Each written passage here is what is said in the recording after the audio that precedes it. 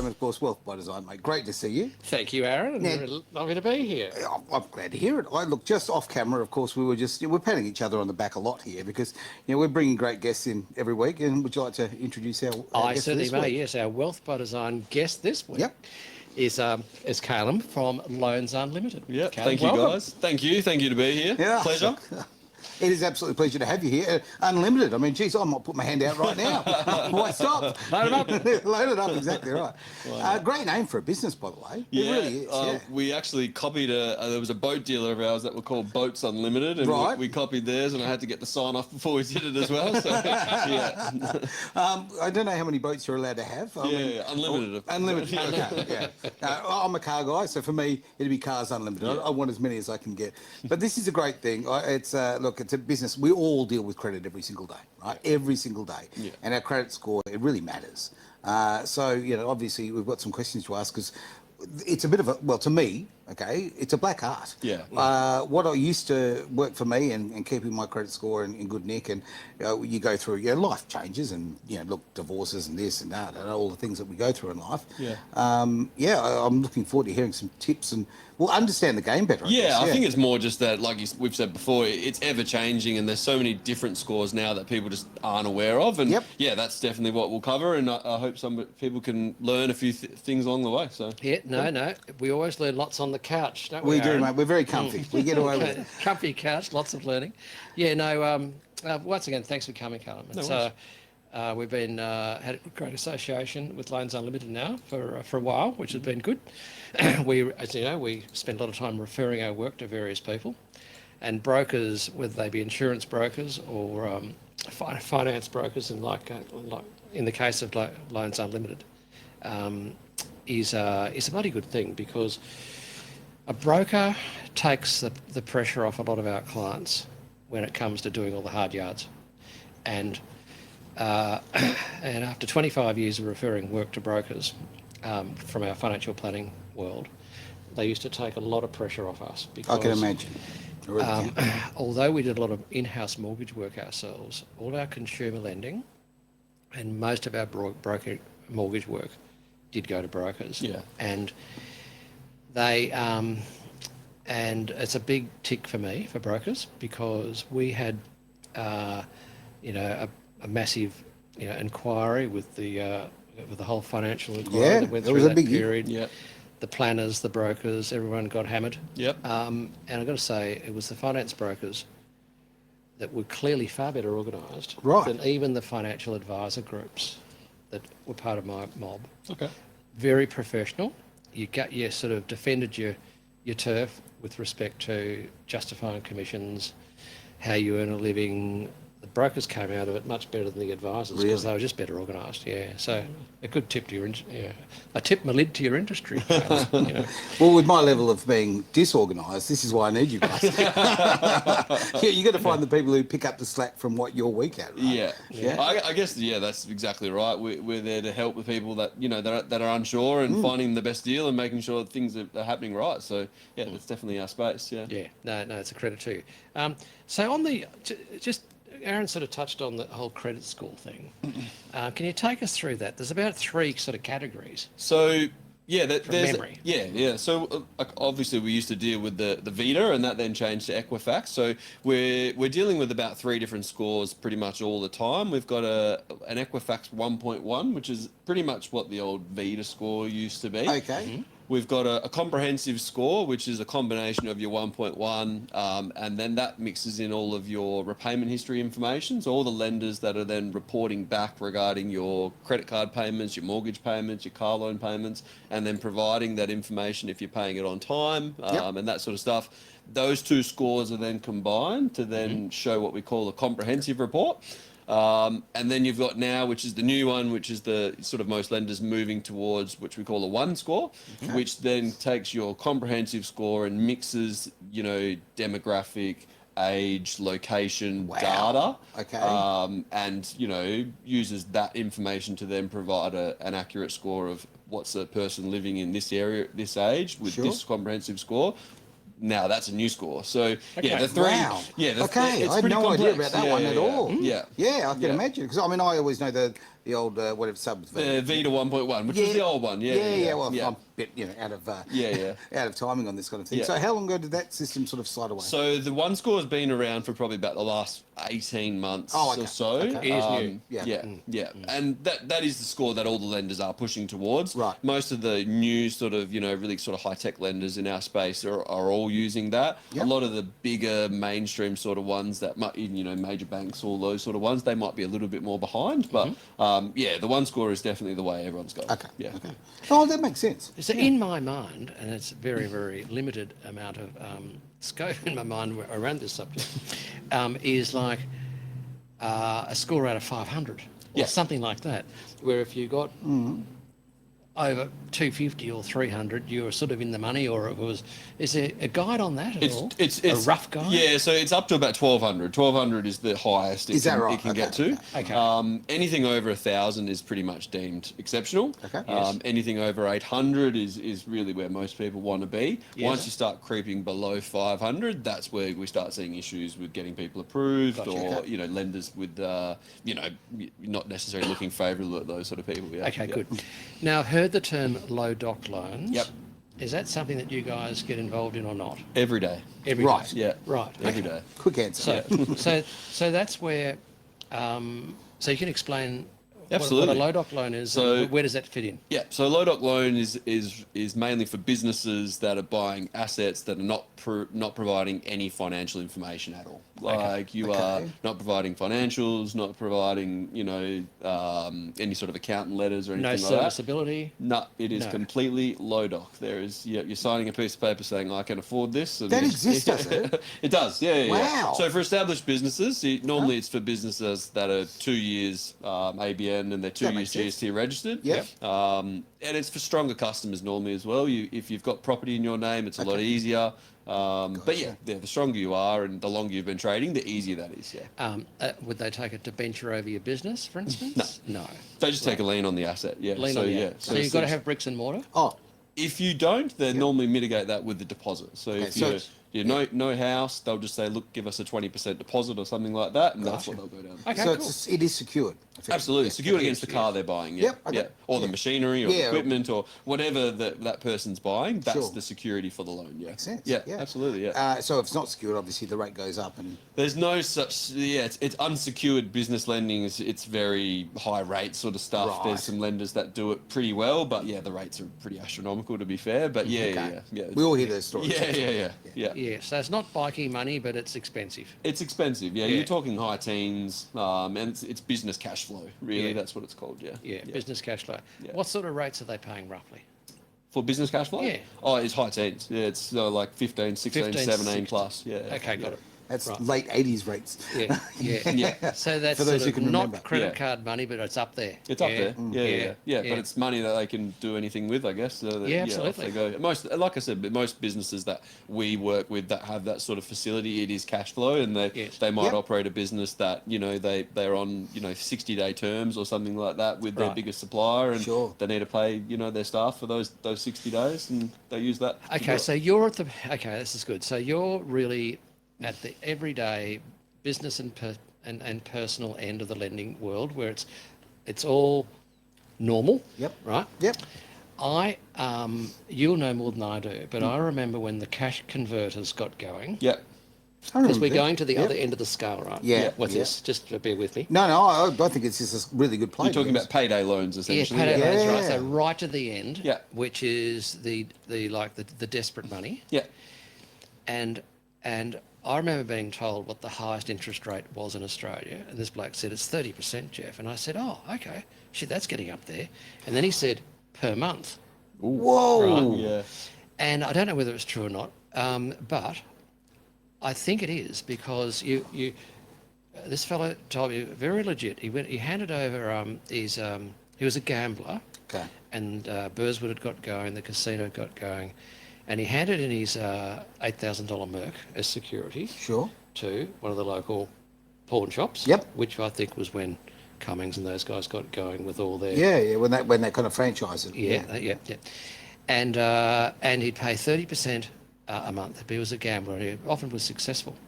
And he'd go and gamble away, and he'd pay off the say $5,000 against an $8,000 BM, or Merc in this case, roughly. And pay 30% a month each month for 2 or 3 months, and then make enough money, and he'd clear the debt, Okay. and get his Merc back. And then things would be going for a while, and then he'd be back with the Merc, right? And he'd get another 3 or 4 grand, hand over the Merc as security, and then pay it off.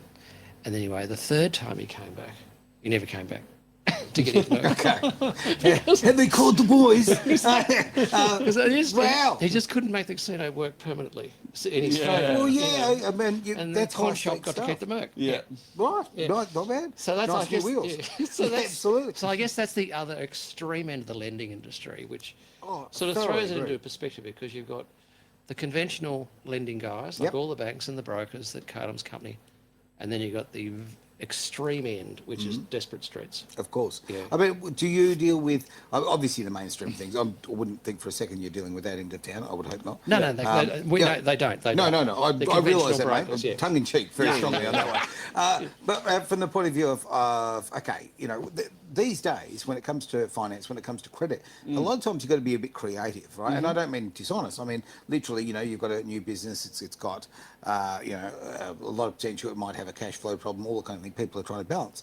Do you have a lot of different lenders or organisations that you can lean on that might look at more out of the box kind of lending? Oh, absolutely. I mean, the thing with us is, you know, obviously dealing with 30 odd different lenders, you're trying to make sure you've got something for everyone. Sure. Yeah.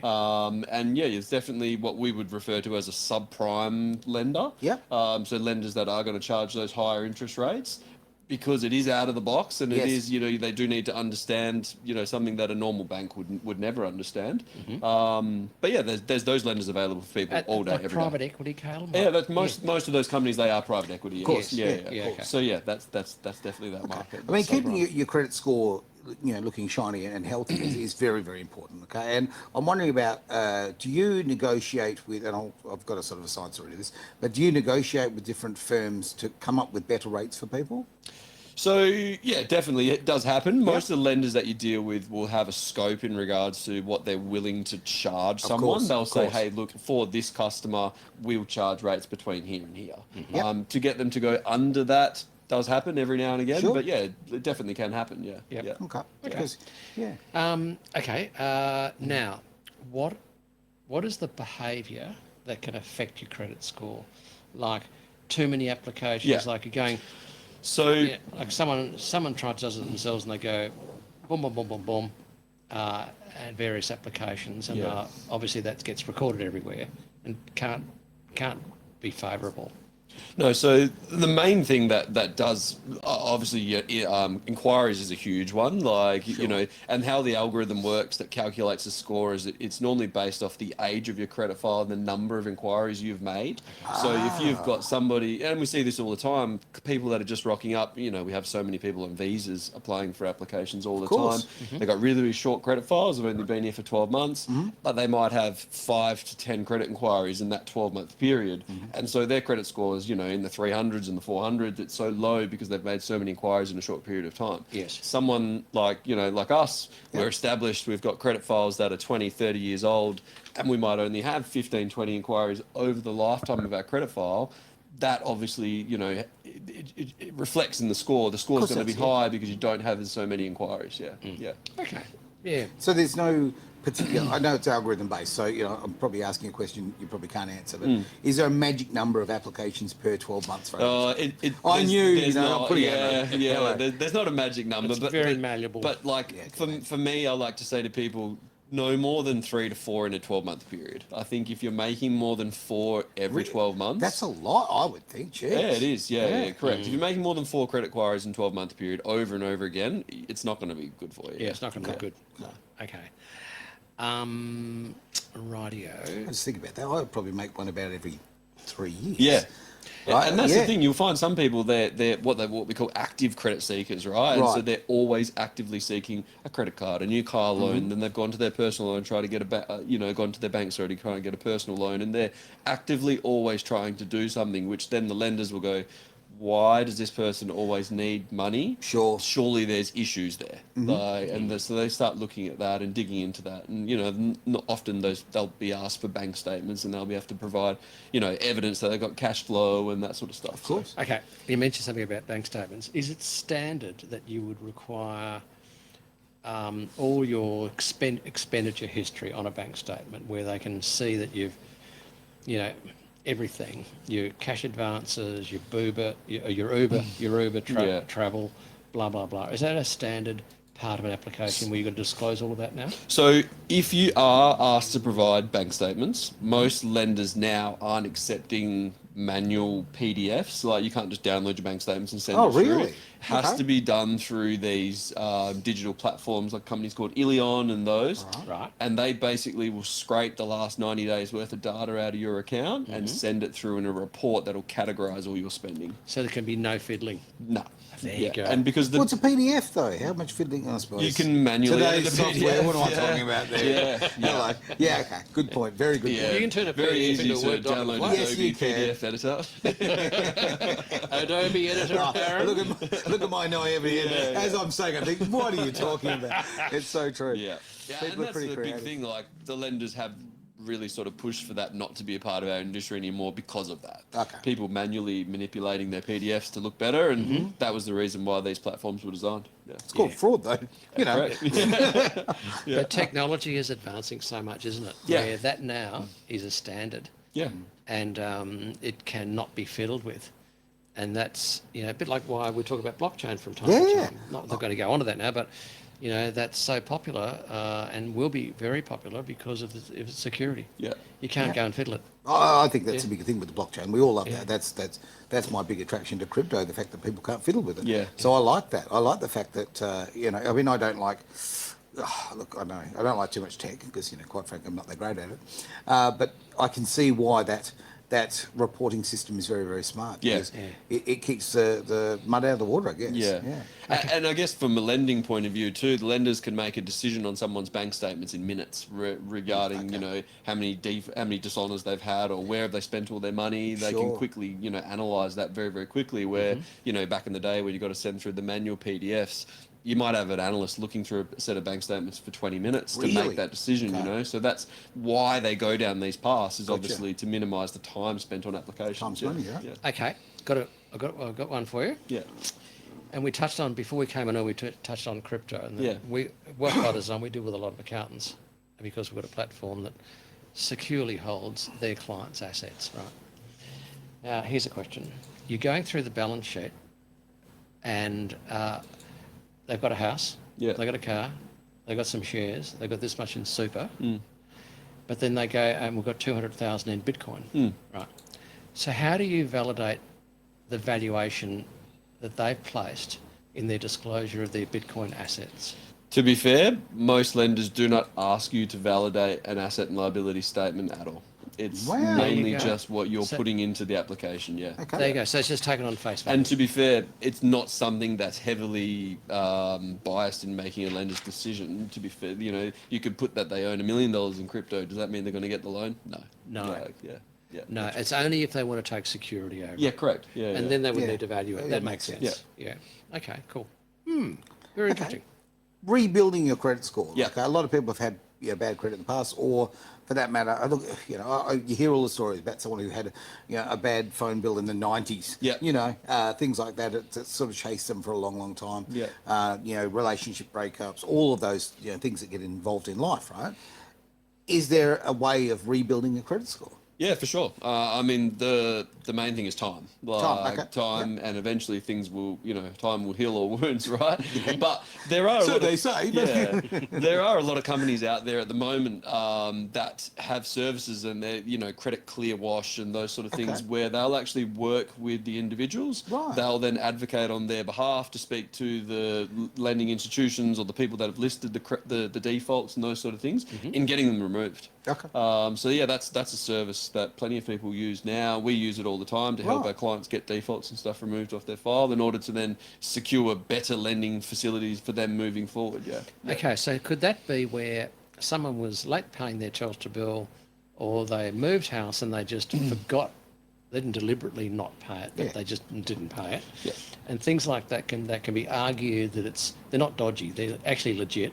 Yeah. They're a sort of legitimate mistake, but they're not a bad credit risk. So things like that can be removed off your credit score. Correct. It's normally if they can come in and show that there was a mitigating circumstance as to why that default happened, Yes. essentially, and it will always be around hardship, or it'll always be around something happening in life that came up. Yep. And then that they're able to argue that case, and they'll actually remove the default most of the Okay. time. Yeah, it could be a marriage breakup where Yep. an aggrieved partner Yep. cranks up the credit card and the other one wears the responsibility because it's in their name, things like that. All the time. Yeah, cool. Yeah, Okay. all the time. And that's achieved pretty successfully, obviously. Yeah. So Yeah. these companies they'll normally charge a fee for their service course, to act on of your course. behalf to do that. But yeah, like I said, we deal with a few that we refer most of our business to, and we're dealing with them on a daily basis, to be fair. Great to hear. Yeah. Yeah, in my experience, I've certainly had experience years ago where you realise how important your credit score is. I was able to negotiate a credit card at a ridiculously low rate compared to what the normal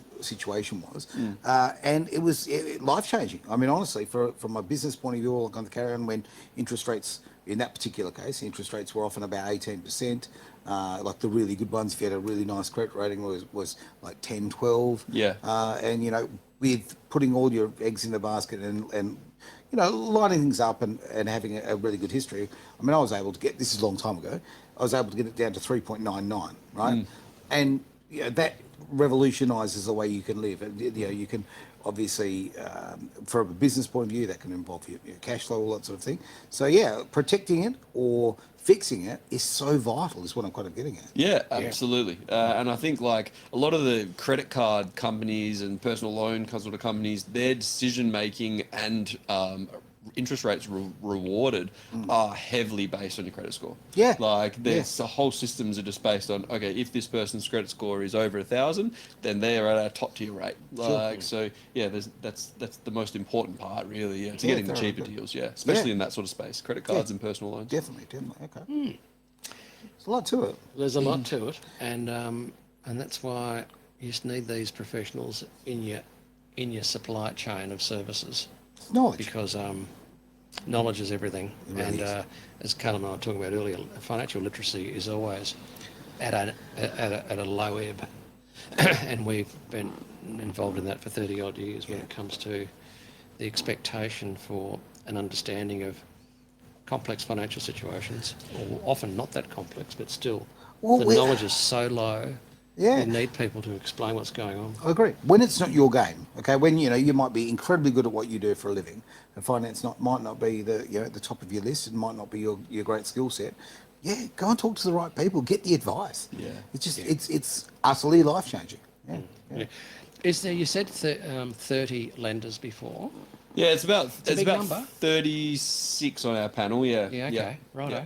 And I think, like you said, it's more just we deal with, our customers are mainly, small business, consumers. Sure. And you just deal with such a wide variety of different situations. To run a brokerage like ours, you have to have that spread. You have to be able to make sure you can help people no matter what's happened in their life, really. Yeah.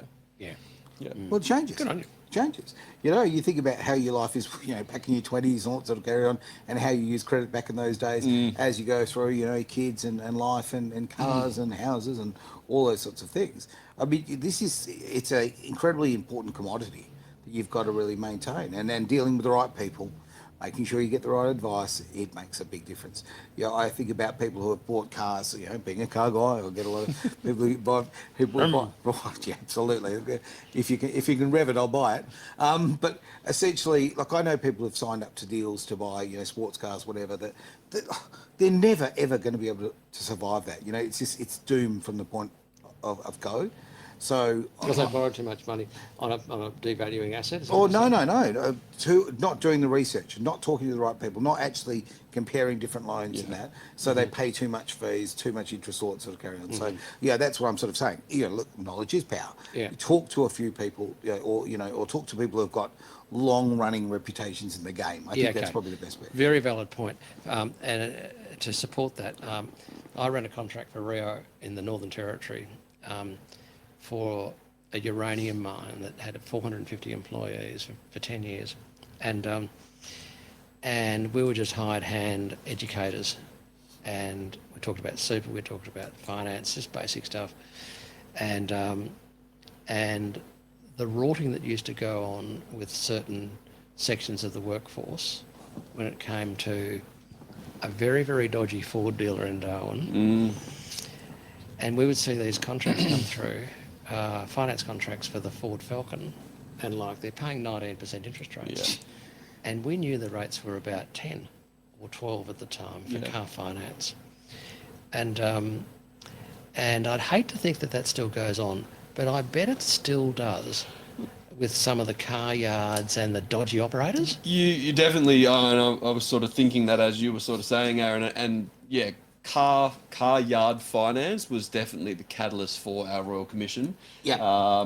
And mate, I used to do it. Like I used to sit in the car yards, and once upon a time that was me. And yeah, when we were able to charge people 8-9% above what our base rates were, and yeah, that's what we were doing. And Wow. yeah, there was It's a different world, isn't it? absolutely, yeah. But people coming in, like you said, people would do anything to buy that car. Yep. You know, pay anything. They just wanted that car, and that was it. And yeah, we were just there to facilitate that. And The F&I guys? But you had a lot of pressure on you as well, though, right? You had a used car manager and a sales manager over you going, how come you didn't make this on this deal, you know? Like, so yeah, it's a high pressure, you know, high commission sort of environment. And hierarchy too, Correct. of being Yeah, told yeah, from yeah. above, Yeah. you have to Always. perform or say goodbye. Yeah, absolutely, they're all questioning why you didn't screw as biggest amount of money you could out of that deal. Yeah, absolutely. Yeah, and it still happens today in car yards. Like it's still prevalent. Yeah. Maybe not in regards to interest rates, obviously, because they're capped at can only write 2% above the base. So that's how after the Royal Commission, that's how it sort of works. Is that positive result, Yeah, exactly. That the customers, the lenders would say, okay, this person, their profile warrants a base rate of 10%.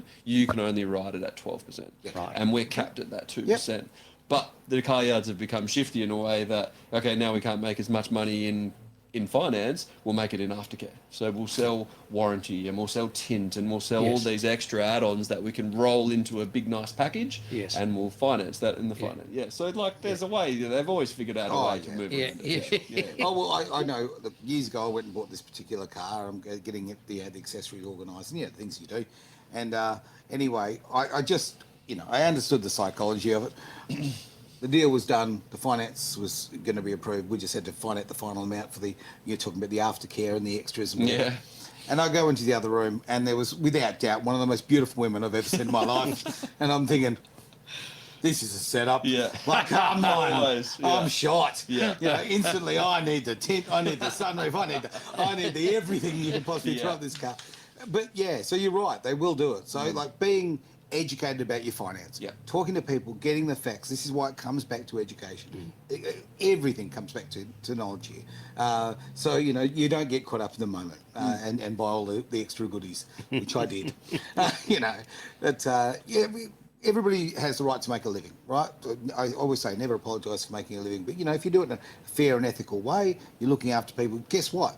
Long term, your business will be much stronger because the referrals, particularly in the finance game. God, yeah. No question. The referral game's a long game. Yeah, It's such an important one. Yeah.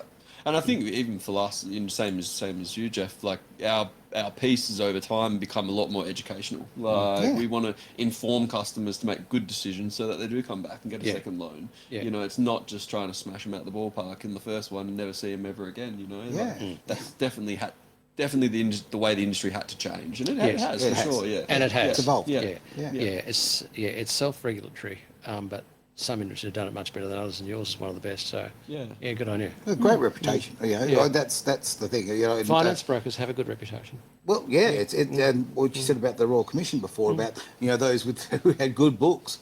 Quite frankly, it says a lot, doesn't it? Yeah, going through the experience. Absolutely. So just to sort of wrap up, if you like, because I'm sure that this is a focus for a lot of people.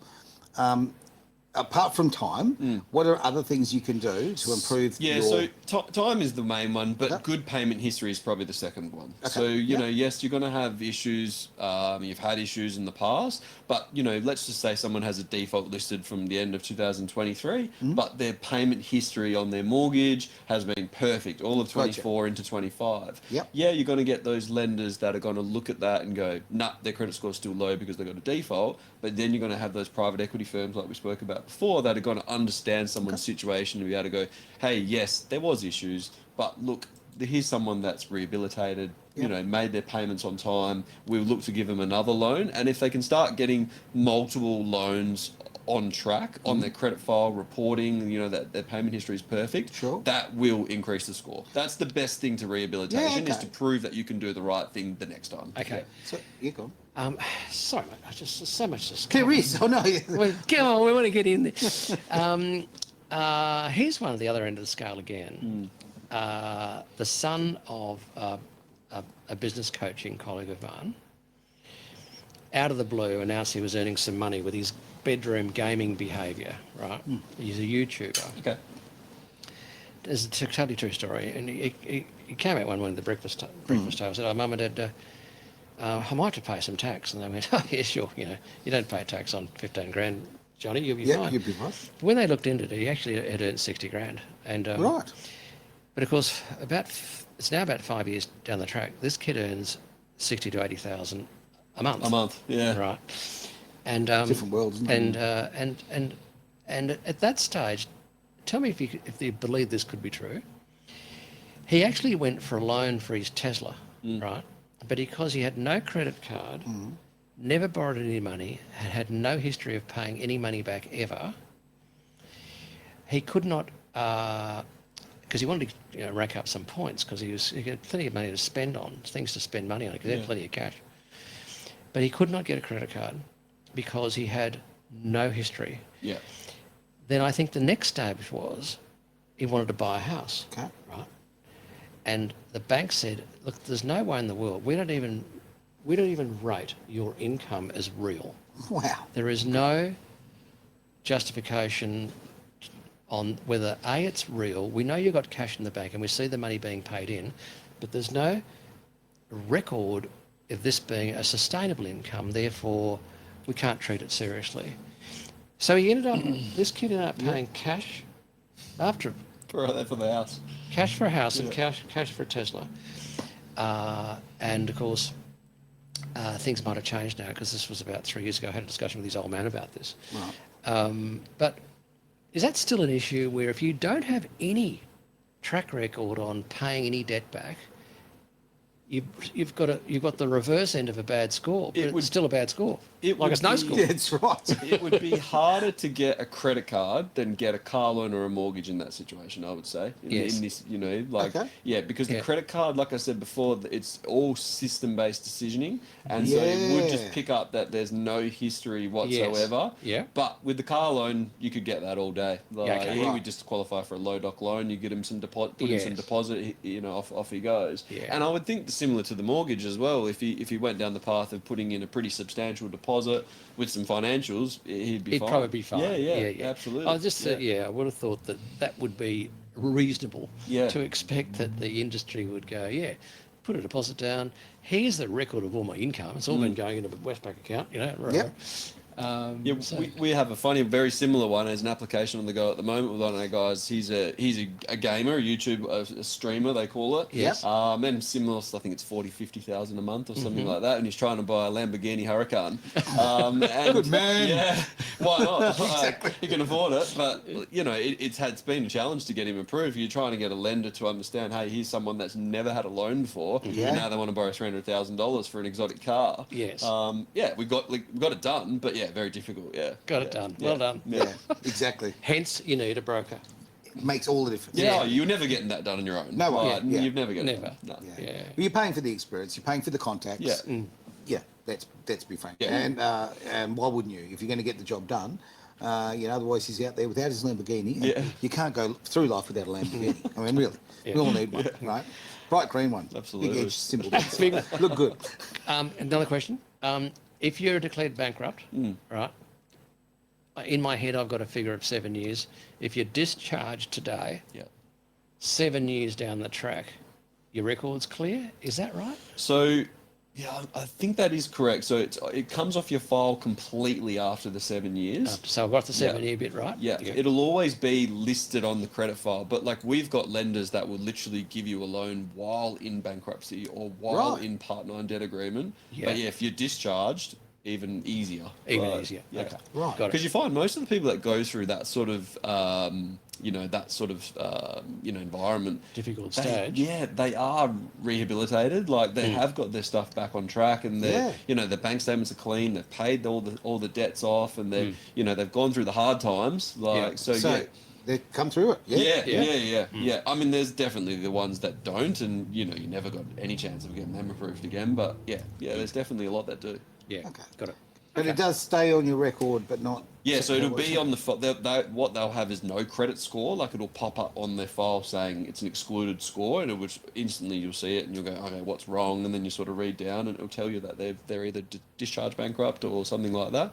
But yeah, there's plenty of lenders that'll still look at that. Yeah. And so they should. Yeah, You know, absolutely. No doubt it's about not it. as if it's a crime. It's just this part of life for certainly higher risk takers or unfortunate situations where a family situation's gone bad or whatever. It's not as if it's a major indictment on your credibility as a citizen. I'm sure. Look, I'm sure some people, they do it through mismanagement. Others through circumstance, right? Yeah. Always, yeah, and that's like most of the people that we deal with that are dealing with it. Like they're in, like their families and they, you got working people, and like you said, they've mismanaged it most of the time, or something's happened, the property market's changed, or they've made a bad investment, and they did nothing really wrong. They just made a mistake, and they deserve a second chance. Yeah. Well, in the case of a particular event that happened 5 years ago, a lot of people didn't work for a very, very long time, and there's a lot of bankruptcy that was caused from that massive amount. From what I consider, we've been contacted by a lot of people who've gone through that. So I can imagine that would be a factor. And I mean,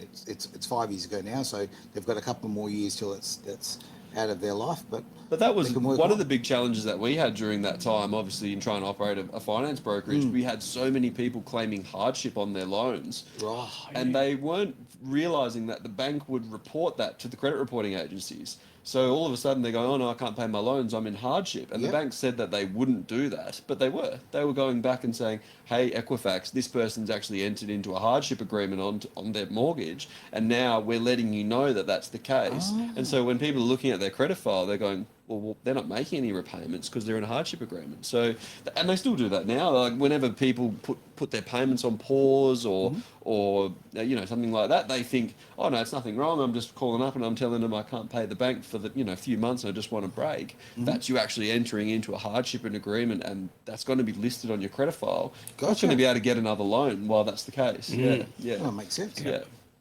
There's a lot to it. Yeah, There's a lot to it. And this is something that touches everybody's life, right? Every day, I don't know anybody who doesn't need access to credit. So, and we've all had to do things that, like in my case, many years ago, I was flying high and didn't have a credit score. And I think I had a similar, not quite the same sort of problems, or certainly not the same problems as the Lamborghini guy, but I was going very well in life and buying things for cash and living that kind of lifestyle.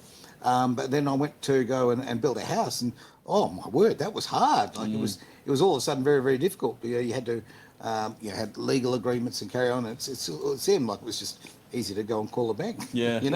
But so this is something we all live with. We all sort of have to make the most of, and obviously get the right advice when you endeavour to jump into something like this. Yeah. Very good. Yeah. Okay. Fantastic. Well, I think that's the show for today. Look at this. Got a great comment there. Cannot believe that COVID was 5 years ago. I know. It's changed all of our lives, and thank you for that comment there, Lisa. All right. Well, unless we've got any last-minute questions, because I think I've bombarded you, mate. Yeah, My apologies we haven't about even that. today. I tell you what, give them a hard time. You've come up well. Yeah. I really appreciate it. He had an answer to every one. I know.